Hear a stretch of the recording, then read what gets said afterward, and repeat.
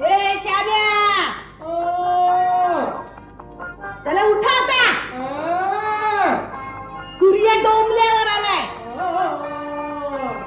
मेल्या उशिरा उठलास ना तर मी तुला चहा देणार नाही. कुठले मला आवाज काढतो? सर्कस बघून आला वाटतं थोडा. कुठले आवाज काढतो?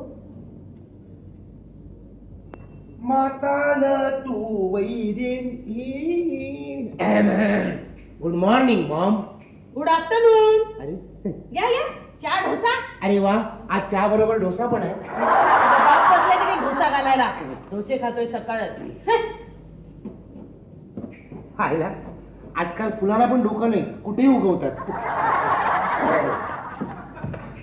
आई कुणी आलो होतं का ग? कुणी येणार होतं का? अगं पोस्टमन. बेस्ट करायच्या कुणी केला ग? तुझ्या बापानच केलंय. तरीच काय तरी काहीतरीच मला नाही आवडला.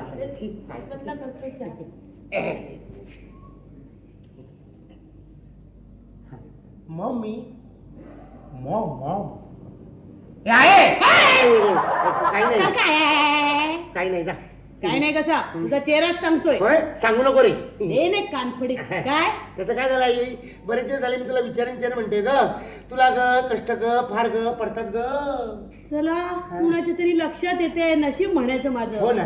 आता तुझ्या ह्या वयात तुला केवढी कामं करावी लागतात. त्याचं या घरात कुणाला म्हणजे कुणाला काही नाही अगदी माझ्याशिवाय.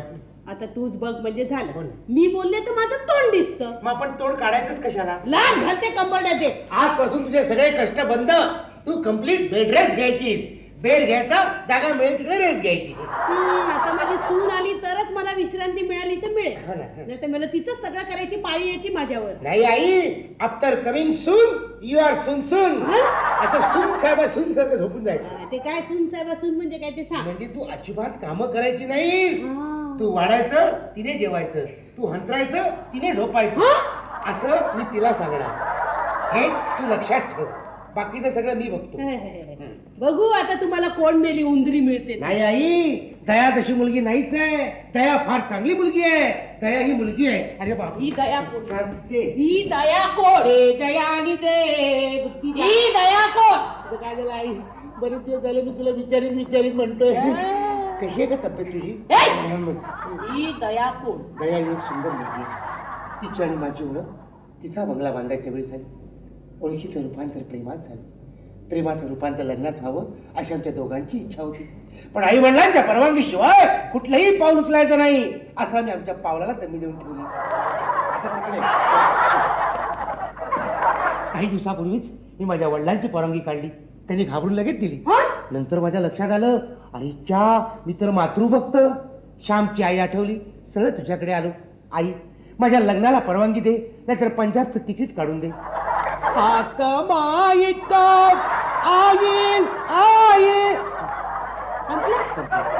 कागद आणि पेन घे. मरेपर्यंत फाशी. लाग घालते कंबरड्यात आता. माझी आई सारखा लाटा घालते. बहुतेक पायाळू असावी. मायाळू म्हणायचं होतं मला. मायाळू जर्दाळू. बस लिहून घे. मुद्दा नंबर 1. मुद्दा नंबर 1. मुलगी 5 फूट 2.25 इंच उंच हवी. हवी रे बाबा. त्यापेक्षा कमी किंवा अधिक उंची नको. नको ग बाई. 2. लख गोरी हवी. गोरी हवी. गहू वर्णी सावळा धुळा रंग अजिबात खपून घेतला जाणार नाही. थोडक्यात उकडा तांदूळ चालणार नाही. 3. धडधाकड हवी. घरातल्या अजागळ बाप लेकाची आणि स्वच्छतेची आवड असणाऱ्या सासूची कामं करताना तिनं दमून जायला नको. हे मात्र खरं, तिने दमून जायला नको. 4 कुठे? 4. तिचं नाक चांगलं मोठं आणि तरतरीत हवं. वडा भजी असले प्रकार चालणार नाहीत. नको. 5. डोळे काळे भोर हवे. अंधेरी टू चर्चगेट चालणार नाही. 6. बांधा सुरेख हवा. धुळं वाळत घालायची काठी किंवा धान्याचं टिप्पाड अजिबात चालणार नाही. 7. केस काळे आणि कुरळे हवेत. सुतर फेणी चालणार नाही. 8 कान टोचलेले हवेत. 8 कान. घरातल्या चौघांचे कान टोचलेले हवेत. 9. भाषा मऊ हवी. येस. इंग्रजीचा बडेजाव चालणार नाही. नाही. कमीत कमी 10वी शिकलेली हवी. कमीत कमी शिकलेली हवी. कंसात 10वी लिहिलं. 11 तिनं साड्याच नेसल्या पाहिजे. साड्या नेसल्याच पाहिजेत. हो पाहिजेत म्हणजे काय बाबा पाहिजे. 12 कपाळाला कुंकू लावलं नाही तर बत्ता घालून कपाळ मोक्ष करीन. तिचा वरवंटा घाल मला काय करायचं. 13 माहेरचा टेंबा मिरवता उपयोगी नाही. टेंब्यांची मुलगी चालणार नाही. 14 तिनं जाऊ दे सर. काय झालं नाही. एका मुलीसाठी जरा जास्त अटी झाल्या या. केवढ्या अटी. आई गेल्या जन्मी पंजाबात होती होती. आई हे तुझं 13वं. माझं ह्याचं काय करू.